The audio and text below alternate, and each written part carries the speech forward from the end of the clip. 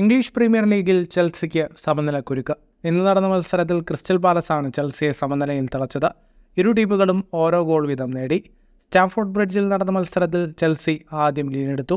25-ാം മിനിറ്റിൽ call പാൽമറിൻ്റെ അസിസ്റ്റിൽ Nicholas ജാക്സണിലൂടെയാണ് Chelsea ലീഡെടുത്തത്. ആദ്യ പകുതിയിൽ ഈ ലീഡ് നിലനിർത്താൻ ചെൽസിക്ക് കഴിഞ്ഞു.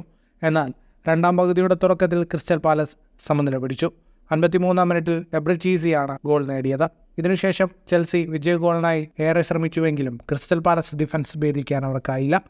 3 മത്സരങ്ങൾ കഴിഞ്ഞപ്പോൾ ചെൽസിക്ക് 4 പോയിന്റ് മാത്രമാണുള്ളത്. ക്രിസ്റ്റൽ പാലസ് ഇന്ന് ലീഗിലെ ആദ്യ പോയിന്റ് സ്വന്തമാക്കി.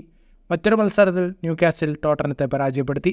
സെന്റ് ജെയിംസ് പാർക്കിൽ നടന്ന മത്സരത്തിൽ 1-2 ഗോളുകൾക്കായിരുന്നു ന്യൂകാസിലിൻ്റെ വിജയം. 37-ാം മിനിറ്റിൽ ഹാർവി ബേൺസിൻ്റെ ഗോളിൽ മുന്നിലെത്തിയ ന്യൂകാസിൽ രണ്ടാം പകുതിയിൽ 56-ാം മിനിറ്റിൽ ഓൺ ഗോളിലൂടെ സമനില വഴങ്ങി. എന്നാൽ 78-ാം മിനിറ്റിൽ അലക്സാണ്ടർ ഇസാക്ക് ന്യൂകാസ്റ്റലിനായി ലക്ഷ്യം കണ്ട് വിജയമുറപ്പിച്ചു. വിജയത്തോടെ ന്യൂകാസ്റ്റലിന് 3 കളികളിൽ 7 പോയിന്റായി. ടോട്ടനത്തിന് 3 കളികളിൽ നിന്ന് ആകെ 4 പോയിന്റാണുള്ളത്. ഫുട്ബോൾ ലോകത്തെ കൂടുതൽ വാർത്തകൾക്കും വിശേഷങ്ങൾക്കുമായി സ്പോർട്സ് കഫേ ഇപ്പോൾ തന്നെ സബ്സ്ക്രൈബ് ചെയ്യുക.